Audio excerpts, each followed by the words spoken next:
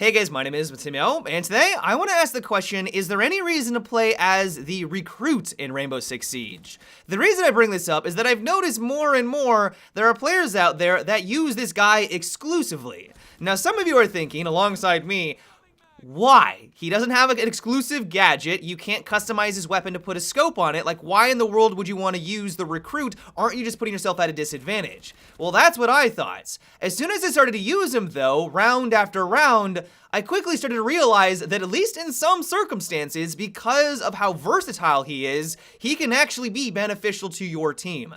And so probably the best aspect of using this guy is that he has access to practically every single weapon in the game.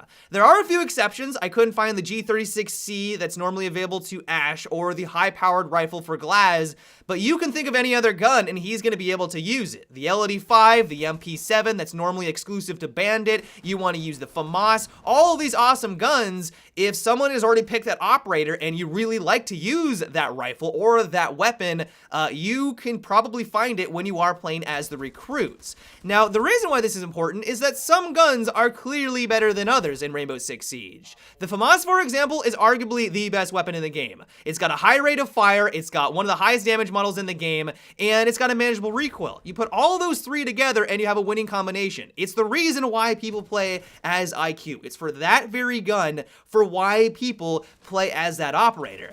You have access to that gun when you are playing as the recruits. Now, the downside of it, of course, is that you're not going to be able to use your favorite scope. You're not going to be using ACOG or the holographic, and that is going to put you at a disadvantage. Some of the iron sights on these guns are horrific. The R4C, for example, blocks practically all of your vision. You can still get a kill with it. I was successful every once in a while, but I will say that my confidence in entering a room and breaching into a room where I can hardly see what's going on around me because of the iron sights obstructing practically half of my screen was a little annoying to work around. Even still, having these guns, all of these weapons at your disposal is still something that you should take into consideration, and it's the reason why I could see people wanting to play as this guy.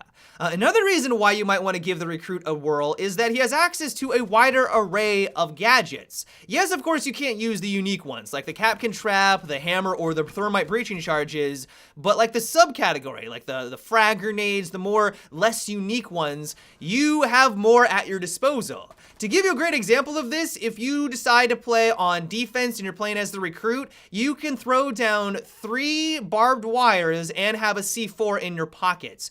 No operator in the game has that combination. The recruit is literally the only one that can do that. If you're on the offensive team, you can run smoke grenades, flashbangs, frag grenades, and breaching charges. You can't, of course, use them all at once, but you have all of that at your fingertips, and it really allows you to tailor it to your playstyle.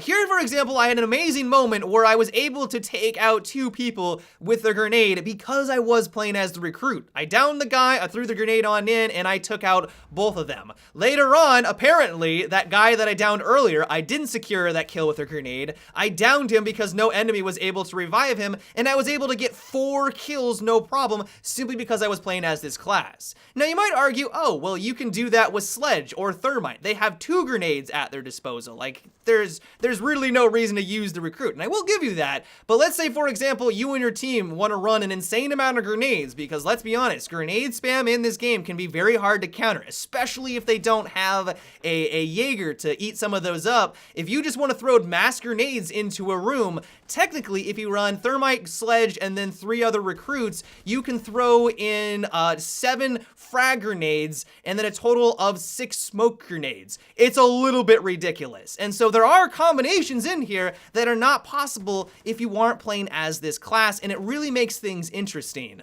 The final reason why you might want to play as this guy comes down to speed.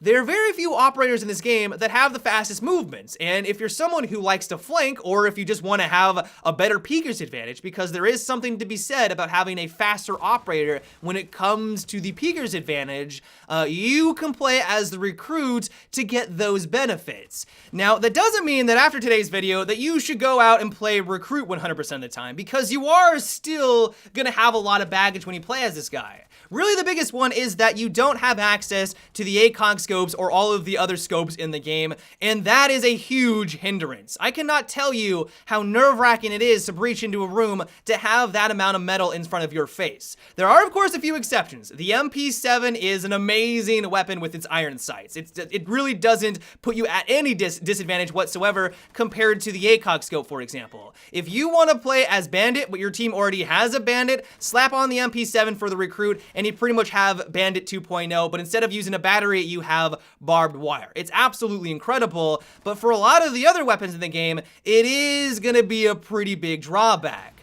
The other reason is that in most circumstances, you're going to want to pick an operator that can actually bring something more unique to your team. If you're on offense and you don't have a Thatcher or a Thermite or even an Ash, for the most part, you're going to want to forego playing as the Recruit because they're going to bring just a lot more to the team because of their gadgetry. I've had a situation where I played as Thatcher. The last guy I assumed was going to play as Thermite. He didn't. He decided to play as the Recruit and be selfish, and we lost the round because we had no way of entering into the objective. It was incredibly frustrating. And so if you are going to play as this guy, really be conscious of what your team is doing, communicate with them, because if you do have your bases covered, go for it. Like, go for it. If you know what you're doing, you don't mind the iron sights, he can be absolutely amazing, but you do need to be conscious and aware of what your teammates are selecting.